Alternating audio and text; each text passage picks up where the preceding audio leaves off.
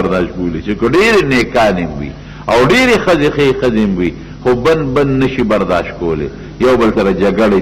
جوړې شوې حتی حضرت سارې ابراهیم علیه السلام ته وویل چې یا ما لرې کا چې د دې ښځې اواز هم نه اورم یا دا لرې کا بس او بیا د هغې بچي هغې نه شو برداشت کولی ابراهیم علیه السلام په لوی شچوپن کې پرېوت چې الله اوس څه وکړم دا دویمه ښځه مې خو د بادشاه لور ده او الله بچی م ورکړی دا خود نشم جدا کولی لومبۍ ښځې خو غټه قرباني ما سره کړې ده پلار یې پرېښود مور یې پرېښوده وطن یې را سره پرېښو هجرت یې را سره وکړه د هغې ډېر حق د دې اسلام نشم درکولی ګوره پیغمبرو نو ښځو ته به د دین په بنیاد کتل د ډول په بنیاد نه او د مال په بنیاد نه حضرت ساره نه خفه کړو ټیک ده چې دلته کې د دې خبره ټیک نه ده خو ما سره هجرت وکړو ما سره وطن پرېښود ما سره په دریابونو ګرځېدله ما دپاره ډېر لوی تکلیفات برداشت کړل او دا هاجره خو د هغې د برکت نه ماته میلو شوې ده چې د هغې هغه ولایت نه وي ښکاره شوې بزرګي دا ماله کوم ځای بادشاه را کوله ښځې وایه وی بس یا ما لرې کو یا دا چې د دې واس په مو زما واس په دې نه لري الله ته یې رجوع کړه ربه څه وکړم وی یو اوښ باندې دام سوره که دا بچې م سور کړو زه درته حکم کوم یو طرف ته یې بوز او د الله حکم کې بیا څوک تاخیر نشي کولی اوښ باندې ځان سره سوره کړه اسماعیل علیه السلام ماشوم بچی ورسره په غېږ کې دی او دلته کجورې په یو تیلی کې او په یو لوښي کې اوبه دی ځان سره واخېستله سفر سامان او اوښ را روان شو ته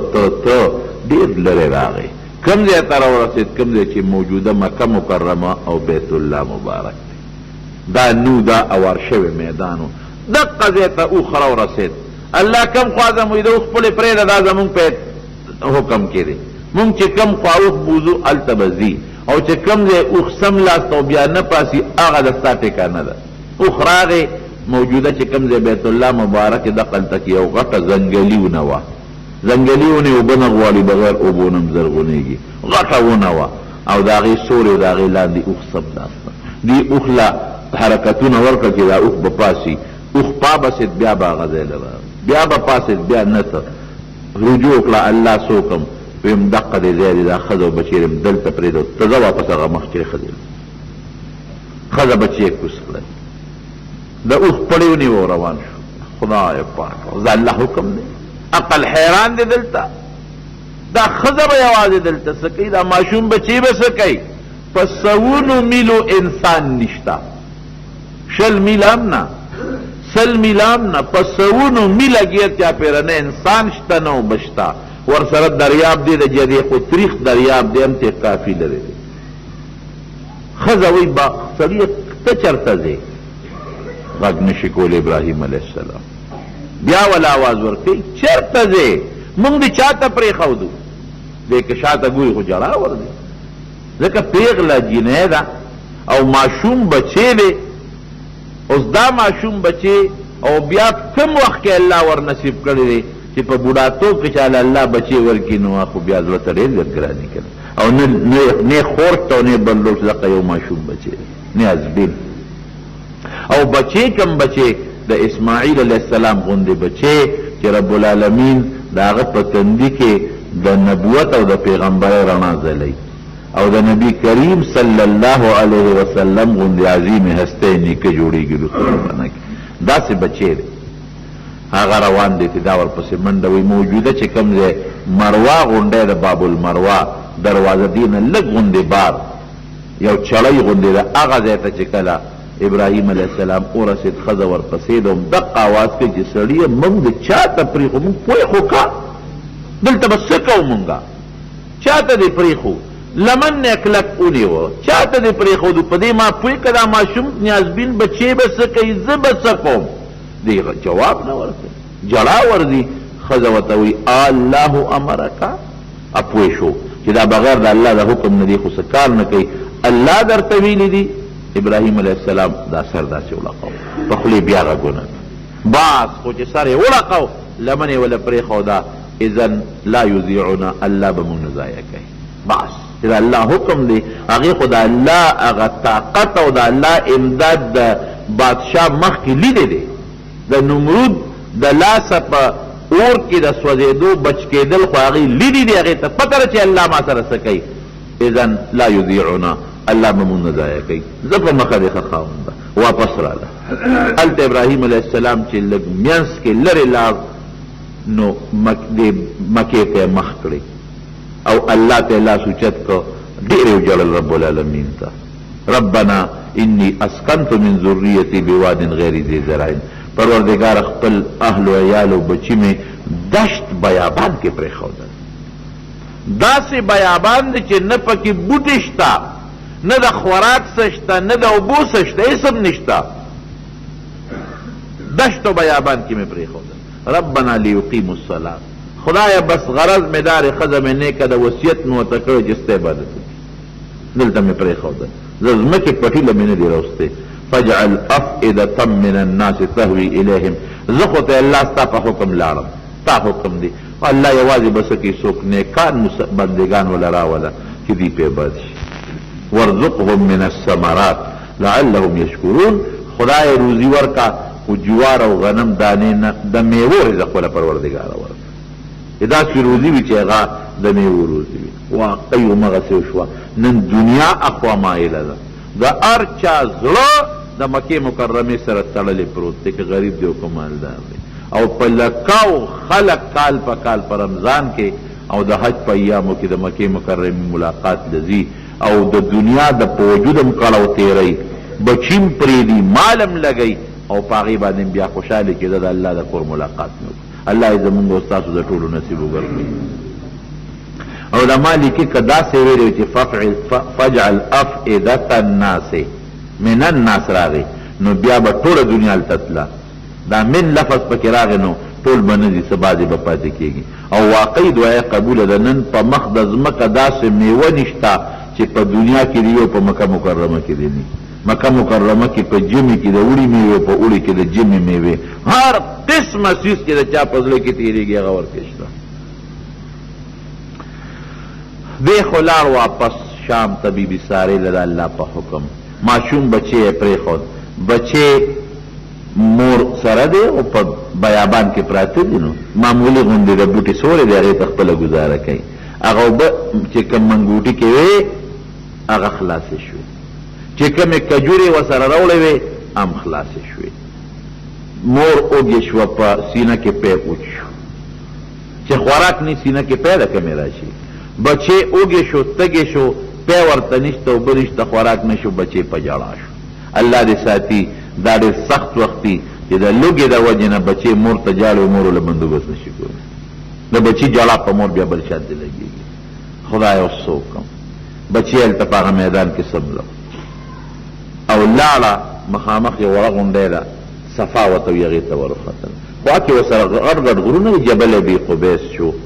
جبل مکه، غټ غټ غرونه دي، خو هغې ته ختل مشکل دی. دی وړې غونډۍ ته خېجم، لارې دي یو خوا بل خوا ګورم که چېرته څوک انسان په لاره دي، یو قافله دي چې د ګوټو دوه خو ترې غواړم چې غونډۍ ته دي سینګ وخته، دا مور وختله، الله ته یې لاس اوچت کړ، یا خدای زما بندوبست وکړې، خدای ستا د رضا دپاره زه خپل خاوند دلته پرېښیم. ما ته خو یې د عبادت وصیت کړی چې خپل لمونځ او خپل عبادت کوه او د دې بچي جړا نشم برداشت کولی. الله ته اوس هم د صفا غونډۍ ته چې وخېږي نو خلک بیت الله ته مخکې لاس اوچت کړي، د الله نه دعا غواړي. روانه شوه، خوند یې ونه کړه. هلته بله غونډۍ ورته ښکاره شوه، 2 فرلنګه مزل دی، مروه ورته وایي. یاره هلته ځم، که هغې لاره باندې د دغې غونډۍ نه څوک ښکاره شي نو منځ کې پکې لږه کنده وه، یو خوړو د اوبو. اوس هغه خوړ نشته، اوس خو تیاره برنډه ده. هغه خوړ کې به تې بچې پناه شو نو منډه به یې کړې. نو چې هلته بره به د خوړ نه وخته نو بچي ته به یم شا شاته کتل چې بچې تم ګورمه، نو بیا به په عام رفتار تله مروه ته ورسېده. مروه کې بیا الله ته سوال وکړه، یا الله زه د خپل بچي سره څوکم، خدای د ده جړا خو زه نشم برداشت کولی، زما او زما د دې بچي د خیر بندوبست وکړه. هغه ځای نه بیا راخطا شوه، ګورم که هلته کې څوک قافله جناب 7 چکر یې ووالې د صفا او د مروه په منځ کې، 7 منډې، تقریبا 2 فرلانګه مزل دی، 14 فرلانګه مزل ته جوړېږي. لږ غوندې کم 2 میله ته تقریبا 1.5 میل ته جوړېږي، بلکې 2 فرلانګه کم 2 میله ته جوړېږي پاخه د 7 واړو چکرونه. الله ته هغه دا خوښه ده. نن حاجي حج اله قبلېږي چې دا بی بی هاجره اغا نقلو کی او د صفا مروه په میاس کې منډه وای او بیا هغه چې کم ځای کې باغې منډه والا هلته به منډه م وای ښځه به منډه نه وای. زه اکثر دا یو ټکې ویم سنت د ښځې دي خو په سړو دي او په ښځو نه اخو یوازې وه که نه څوک نو اوس ښځو له منډه وال ښه نه دي او سړي به منډه وای هغه لږ ځای کې او باقي به عام رفتار کوي او چې څنګ په صفا او په مروه هغې دعاګانې کړي دي هغسې دعا به عمرې او حاجي وال کوي. چې مروه ته ورسېدل یو اواز یې واورېد دوم ځل باندې نو دا متوجه شو چې د چا اواز خو مې واورېد. څوک یې کوم ځای نه خبرې کوې لږونې په زوره ووایه چې زه خو واورم بیا یې اواز واورېده چې اواز یې بیا واورېد یا انسانه سړیه څوک یې مهرباني وکړه لږ اواز دې په زوره کړه چې زه دې دا خبرې واورم ته کوم ځای کې اواز د دې بچي له طرف نه دې طرف نه راغی او دې وخت کې د ماشوم جړام ختمه شوه بنده شوه چې جړا بنده شوه به زړه کې رالل چې زه بچي نه خو مې سا ووته لکه چې جړا هغه ماشوم که چې جمدي وي اخو اوږې تږې دی نو چې جړه یې بنده شوه ساتې ووته چې څنګه راغې حضرت جبریل علیه السلام د انسان په شکل موجود دی د اسماعیل علیه السلام خپې اوچته کړې ده ځمکې له یې رابرولې ده او د هغې نه الله اوبه را پیدا کړي دي چې هغې ته د زمزم مبارکې اوبه وایي او بیا په لپه کې اوبه راغښتې دي او د اسماعیل علیه السلام په خوله کې اچولې دي هغه ته تندم ختمه شو هغه لوږې مو سره الله ختمه کړه جړی ختمه شوه چې دا تر څو را رسېدله سړی غیب شو چې غیب شو او دې لاندې سړی څه شوې چې ویې کتل اوبو چینه ده زر زرې هغه ځای کندې که هغه شګې اخوا دې خوا کې بندې غوندې وتړله او په لپو لپو اوبه رالې هغه خپل مشک کې اچي چې د اوبه رانه خلاصې نه شي اوبې رانه ځمکې رانه کاږي او زم زم زم عبرانی جبه کې وی بند شه بند شه بند شه. نبی کریم صلی الله علیه وسلم فرمایي الله دې زمونږ په مور په بیبي هاجرې رحم وکړي که دې اوبو ته بندې نه وی اچولې او په مشکونو کې نه وی سنبال کړې نن به د زمزم اوبه دومره جاري چینه وه چې د دنیا ګوټ ګوټ ته به اوبه رسېدلې. درې خاصیتونه پروردګار د زمزم په اوبو کې اچولي دي یو تنده ختموي یو لوږه ختموي د لوږې صلاحیت هم پکې شته د ختمولو ډوډۍ کار ورکوي. زمونږ د کتابونو لیکي چې بعضې بزرګانو شپږ میاشتې په مکه مکرمه کې صرف د زمزم په اوبو ګزاره کړې د لوږې د ختمېدلو هغه طاقتونه پکې شته. او دریم د هرې بیمارۍ علاج دی. نبی علیہ السلام فرمایي الزمزم لما شرب له چې د کم مقصد د پاره سوکوس کی پروردگار هغه مقصد ور باندې پوره کوي بې د مرګ نه د مرګ علاج پکې نشته. دا طبرانی شریف حدیث دی او په نورو کتابونو کې دا احادیث شته. دا د اسماعیل علیہ السلام معجزه شوه او د جبریل علیہ السلام د الله د طرف نه راغې دا کار شو. هغه زمزم رو په لاندې د دنیا ګوټ ګوټ ته د زمزم اوبه رسېدلې دي. په لکونو 40-50 لکه خلک د حج په موسم کې یو ځای شي ټول سکي نه ختمېږي. مدینه منورې جومات کې په لکونو خلک سکي نه ختمېږي. مسجد قبا کې شته او په نورو جوماتونو کې زه جدې ته تللی ما د جدې په غټو غټو جوماتونو کې د زمزم د اوبو کولرې پرتې دي او حاجیان یې ځان سره څوک 10 لیټره څوک 20 لیټره دا په لکونو حاجیان راوړي هلته دروازې څومره سکي نور اوبه خو شته دی نه لیکن دا یو معجزه ده. دین او اسلام او الله که څوک نه مني په زمزم یې ورته ثابتو. بغیر چاپېره بورینګونه شوي دي اوبه نشته دقه ځای کې اوبه دي بل ځای شته نه ټولې ترخې اوبه دي او ټوله دنیا پې سیراب ده ټوله دنیا پې سیراب ده جناب. هغه اوبو باندې د دې ګزاره روانه شو. د تندې د ختمېدو کارم کوي د لوږې د ختمېدو کارم کوي. یو قافله په لاره روانه وه چې تلله او د یمن نه را روانه وه د یمن نه جرهم قافله وه قبیلې نوم جرهم دی. هغې چې وکتل مارغان الوزي رالوزي یو بل ته یې وی چې لکه دې علاقه کې مارغان څه کوي من خو ټول عمر په دې لاره تللی راغلی یو مارغان خو هغه ځای وي چې کوم ځای خوراک اوبي دلته خوراک نشته اوبه نشته مارغان څه کوي. تاسو تکلو کې که چېرته د اوبو ډنډ مارغان به راغلي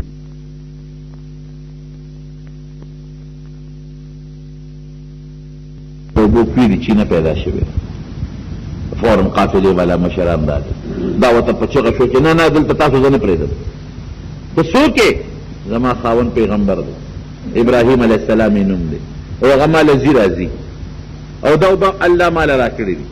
هغې ورته وایي داسې کار دی خورې مونږ به ستا ډېر عزت کوو ستا رنې ماشوم به م قدر کوو خدمتګاران به یو ستاسو خو مونږ پرېږده چې مونږ دلته کې ایثار شو دلته مونږ پړه واچوو دلته اوسېږو تا سره وی ښه په یو شرط چې اوبه به زمئ هغې خو د اوبو هغه فقدان نشوالی لیدی او که اوبه به زمئ ویسکی ته تاسو خو ګورئ کوی به زمئ ستاسو به نه وي بلکل د سره منو اوس د ابراهیم علیه السلام دعا و د یمن بهترینه قبیله په مقدس مکه کې جرهم اصلي عرب هغه راغلل او پروردګار ورسره دیره کړل ابراهیم علیه السلام به ته راته شپږ میاشتې پس کال پس درې میاشتې پس دوه میاشتې پس چې کله به یې غوښتل را به د خپلې ښځې د بچي خبر بیا واغې بیا به راغې بیا به داسې ټیم کې راغی چې د بچي عمر یې 12 او 14 کالو ته رسېدلی د خپلې ښځې خبر به یې غېشته دا نه چې ګنې لاړ او 14 کاله پس راغی نه دې میانځ کې به دلته راته هغه ښځې لم او دلته به هم راته چې راغی په مکه مکرمه کې دا د راتلونکې میاشتې دا 10 رومبۍ دي دې کې په 9 شپه باندې د ذوالحجې خوب ولید اوس مضبوط بل امتحان راغی یو نه پس بل امتحان خوب کې الله ورته حکم کوي چې دا بچی دی حلال کړه چې راپاڅېده 9 ورځ ده خدای په شک کې دی سوچ کې دی د پیغمبر خوب ورې وحي